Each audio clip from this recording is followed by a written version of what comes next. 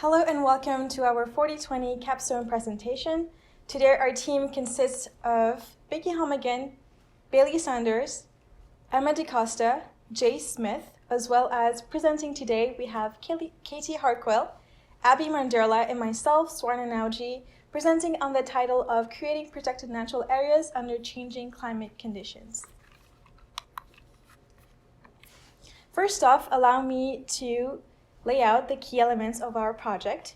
We picked this capstone project because it is aligned with the province's plan to be part of a nationwide bid to increase the percent of protected land to 30% by 2030.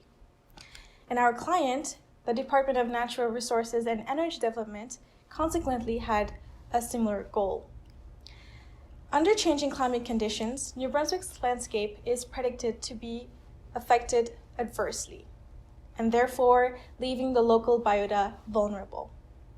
And so, to come up with a viable recommendation to create protected natural areas boundary, we had to look into the following.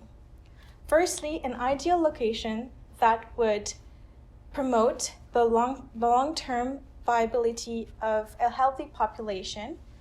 Secondly, we had to look into the geometric configuration of the potential boundary such that it is optimal for the most threatened species. And lastly, we had to look into highlighting the overall process such that it can be replicated and if need be. And that being said, our project is heavily conceptual in regarding the methodology that we use in boundary creation. So the first thing that we did, starting off our project, was to establish a process for creating a new protected natural area, also referred to as PNA, under changing climate conditions.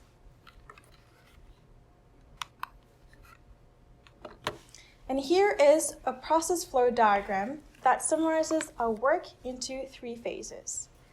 Firstly, I will be elaborating more about site selection under phase 1, as well as determining our conservation values under phase 2.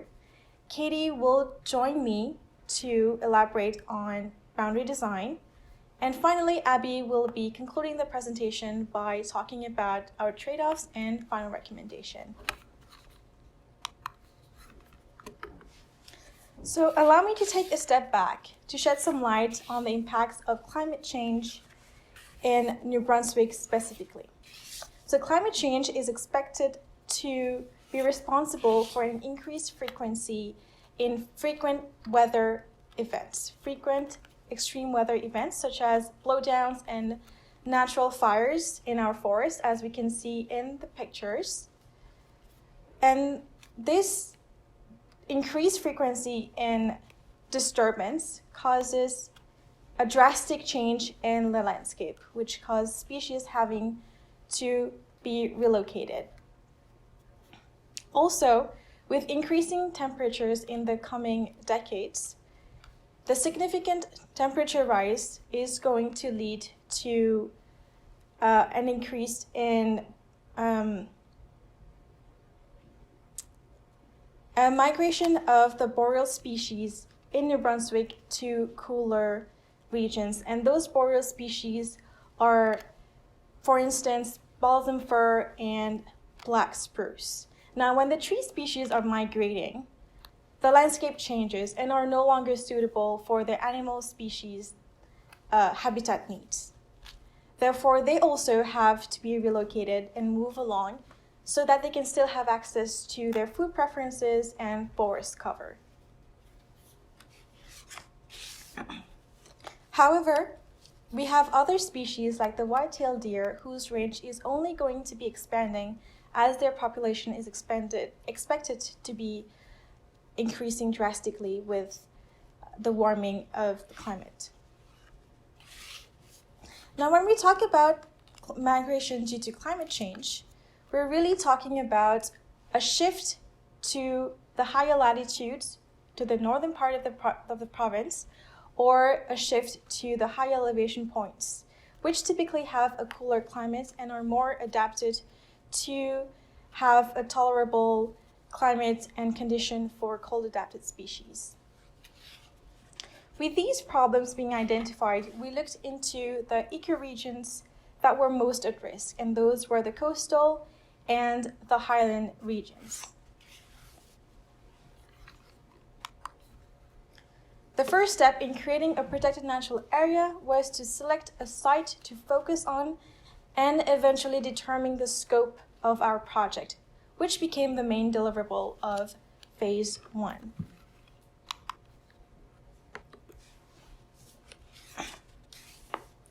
So having identified the highland and the coastal ecoregions as the ones being most at risk, we chose the highland region. And that's because even though the coastal ecosystems are at risk from sea level rise, we decided that the highland region, with their high elevation points, are most likely to be a successful refugia for cold-adapted species in the future. Moreover, we found that through imagery, the highest points in the province are located in the Ganong Eco-District, which includes the Mount Carlton and the Christmas Mountain regions. Now, the Mount Carlton is a designated protected natural area, and it also is lying next to the Nepisquick PNA, which is an existing and very large protected natural area in the province. As for the Christmas Mountains, we observed that it had a combination of highlands and lowlands that indicated the presence of wetlands, as we also saw in the aerial imagery. And therefore, the Christmas Mountains is satisfying the criteria that we set for PNA creation, and that became our site that we selected. Let's take a closer look on the Christmas Mountain region. The mountain range is located in the Ganong Eco-District in the northern part of the province, and it is also part of the Appalachian Range. The region is dominated by boreal species, mostly spruce fir forests, and the occasional patches of pioneer hardwood species. The region has a rough topography and has heavy rainfall and general precipitation all throughout the year. However, the average annual temperatures is generally lower compared to the other parts of the province.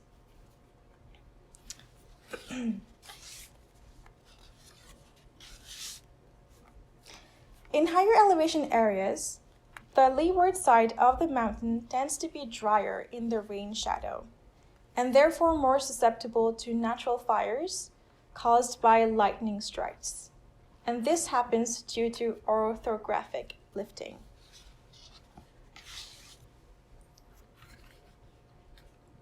The picture on the left here shows the Christmas Mountain regions, with the green labels being the peaks from the mountain range and the red labels being any other peak outside of the range but still in the region. And here are some of the field pictures that we took on our way to the Christmas Mountains. The region was a combination of riparian areas, but mostly dense spruce fir forest of generally early to mid-succession stages, as we can see in the middle picture. We also get a glimpse of the landscape. We can see the mountain in the background. The topography is rather rough and rocky, and we also see the dense spruce fir forest. The early succession stage is an indication that there are regular natural disturbances cycle that happen in the region, which is usually typical for boreal forests. And the third picture is a black spruce composition. It was actually the oldest black spruce stand that we saw on our way.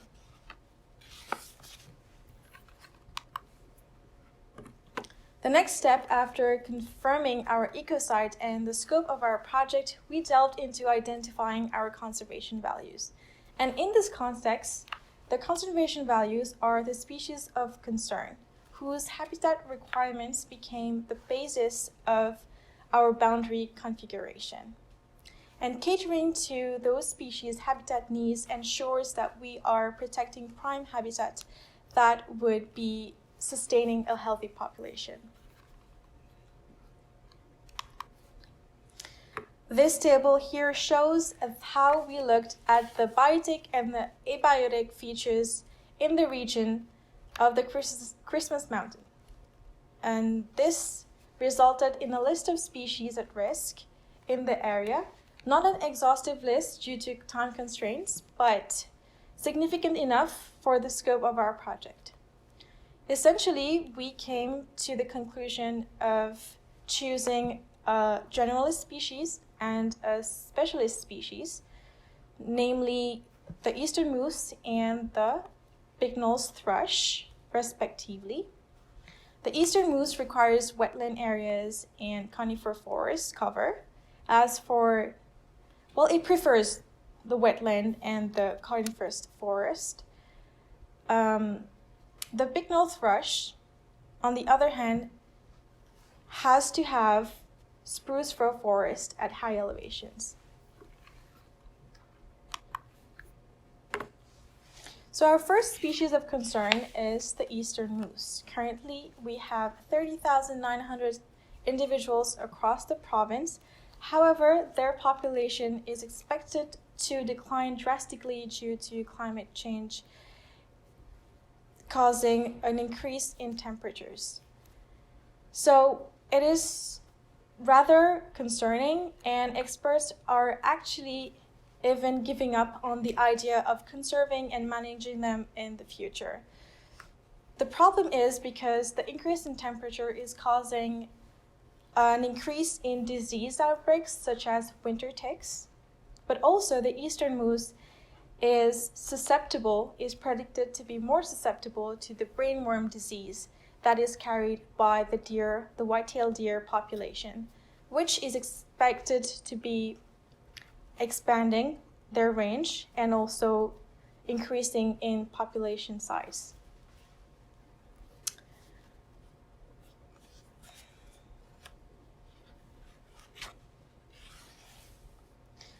Another challenge that is being faced by the eastern moose is heat stress that happens at a temperature of above 14 to 17 degrees Celsius, depending on how the wind and the shade is. But essentially, this prevents them from going in distances to look for forage. And if they're not surrounded by dense forage, studies have shown that the milk production of the moose cow is drastically affected. And all of these factors combined leads to the conclusion that the population is expected to be declining severely in the coming decades. In fact, it is predicted that the eastern moose may be extirpated from the province in the coming 100 to 300 years. The requirements for the habitat that will be provided by the protected natural area boundary that we're creating would be a minimum elevation of 305 meters, riparian areas for them to cool off during the summer months, as well as dense forest cover, but also most importantly, dense forage.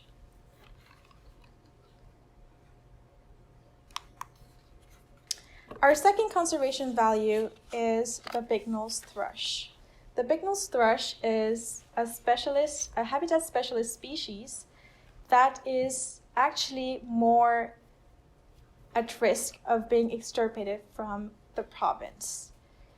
The species is actually listed as threatened by COSEWIC, and currently we have 37,000 to 49,000 individuals in the whole of Canada. However, their suitable breeding habitat is declining drastically due to climate change, and in New Brunswick itself, their population have been undergoing a decline of 11.5% per year. And this is because they're incredibly specialized in their habitat requirements. They need very dense spruce fir forest at high elevations of at least 375 meters.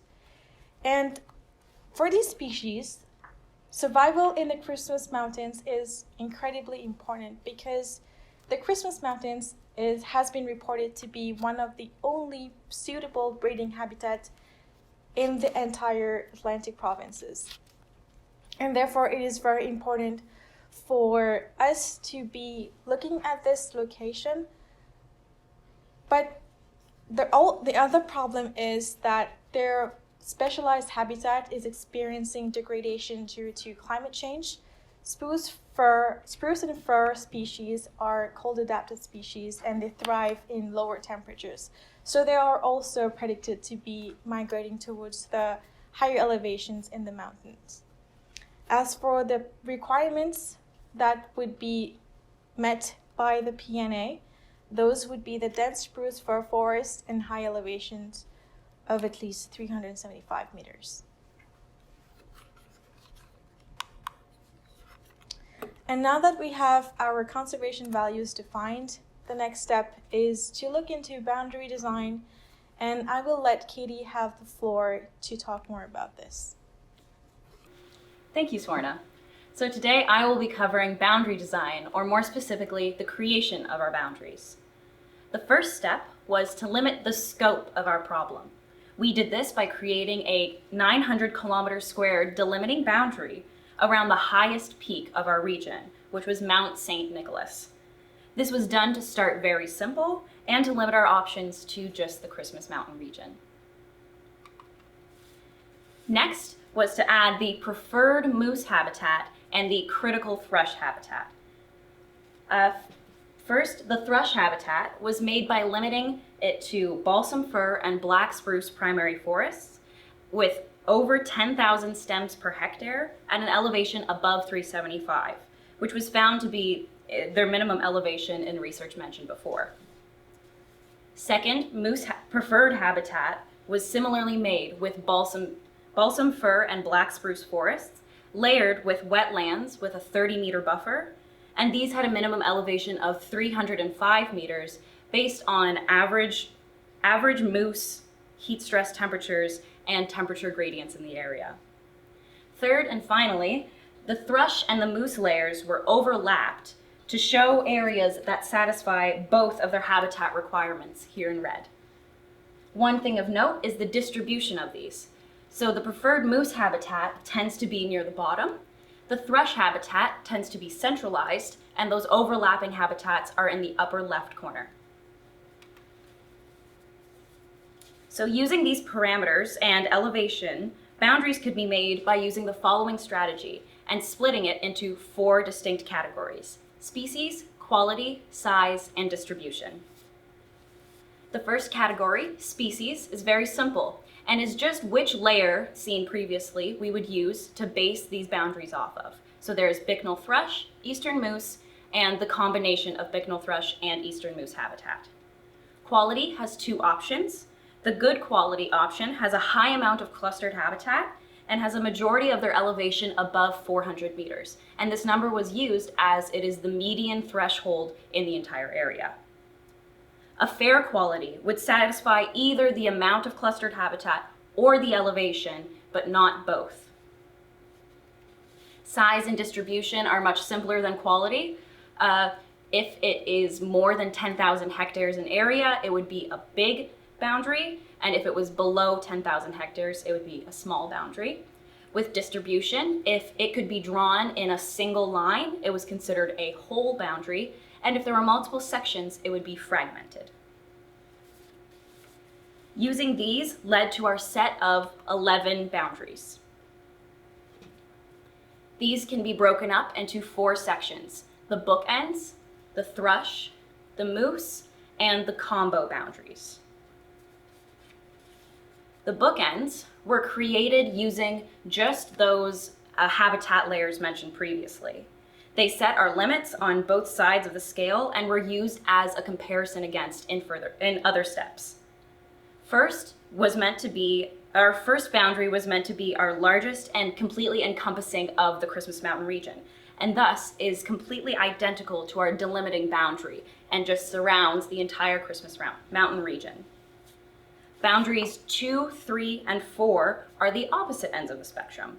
They are still large, but they select only around the 3 habitat layers. So boundary number 2 was made for thrush and is just surrounding the blue thrush habitat. Boundary number 3 was for moose and is just selecting the yellow moose habitat. And boundary number 4 was for where they overlap and is just selecting those red areas. So, moving on to our Bicknell's thrush habitats. These were boundaries number 5 and 6. Both are whole, as a single boundary line is much more realistic and feasible in this case, and this logic is applied for boundaries to come. As well, both are small, as Bicknell thrush does not need a significant amount of space to thrive. But the one difference between them is that boundary number 5 is at a higher elevation than boundary number 6, giving it the quality of good. Next is the moose selected boundaries.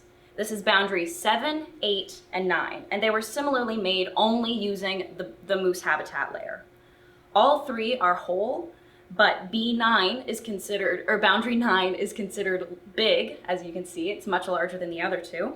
And boundary number 7 is the only one that satisfies the correct elevation and would be considered a good quality.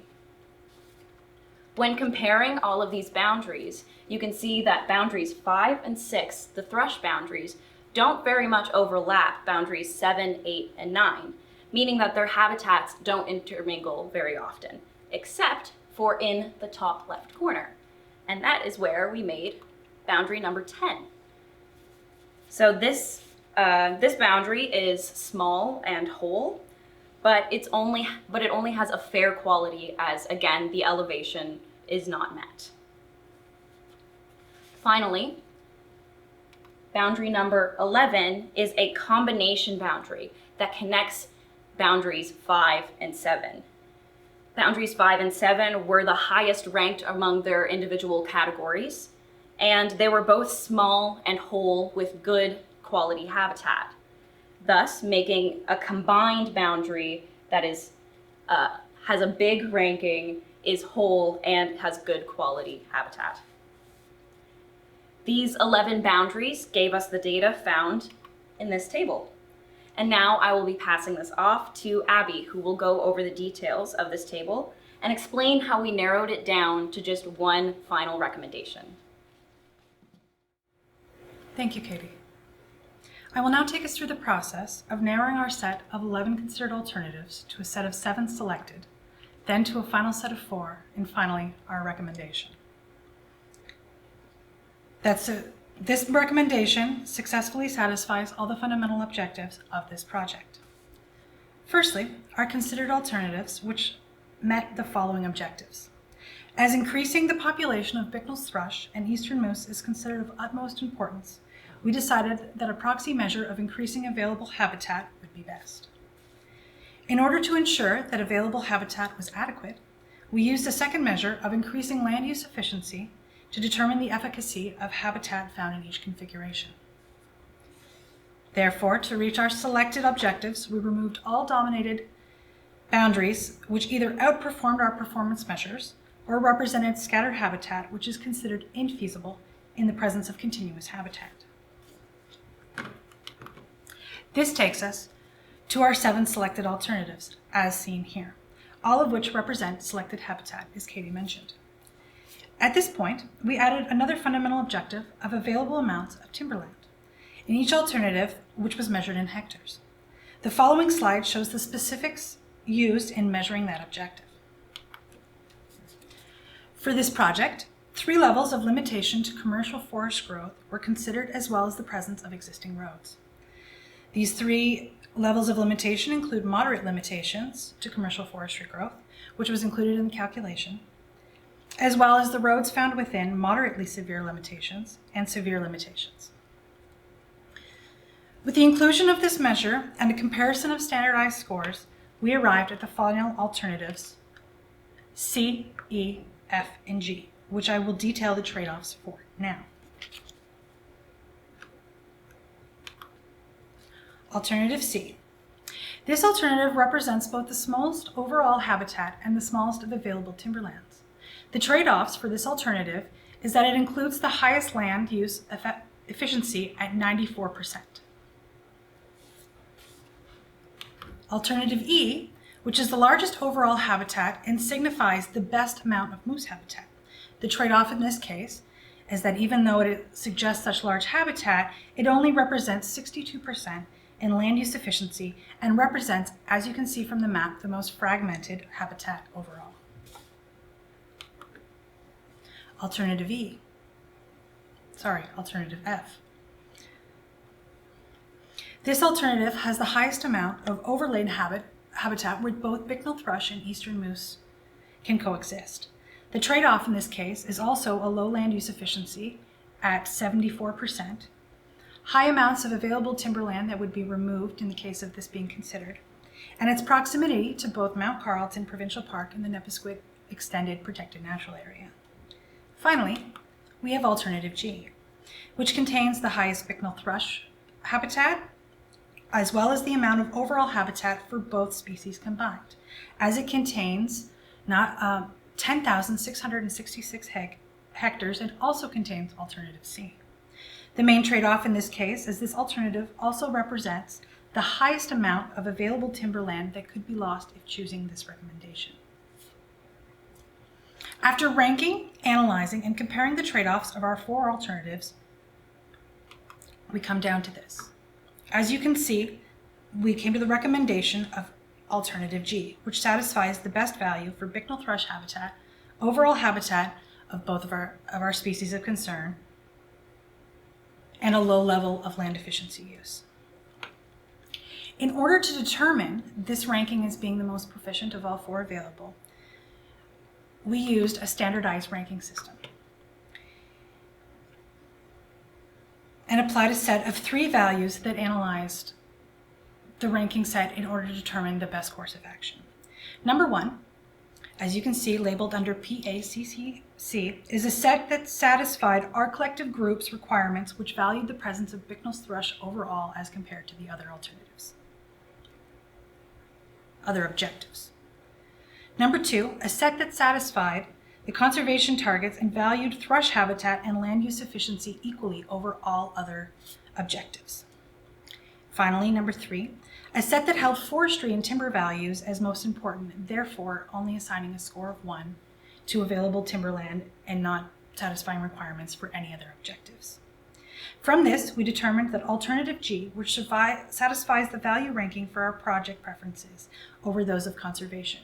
As you can see on the small table to the right of the slide, PAC, or our values recommendation, made a score of 0.58 as compared to conservation targets, which scored a score of 0.56, and timber, which in this case had a score of 0. Had timber been our most preferential objective, this alternative would not have been chosen. Therefore, taking us to our final recommendation of Alternative G, seen here in the following map. As you can see, it outlays a high significance of moose habitat, a high significance of Bicknell's thrush habitat, contains the Alternative C, and exists at both the minimum and maximum requirement of elevation to be found here. Project takeaways. After an exhaustive 8 months of research and collaboration, we have provided you with the following. Phase 1 detailed a selected P&A, or us to select a P&A site. After that, we used Phase 2 to identify features to protect, establish conservation values, and determine critical habitat requirements in order to bring us to Phase 3, in which we designed P&A boundary configurations based on habitat requirements, conducted pertinent trade-off analysis on our list of 4 finalized alternatives, and recommended a final P&A configuration of Alternative G, or Boundary 11.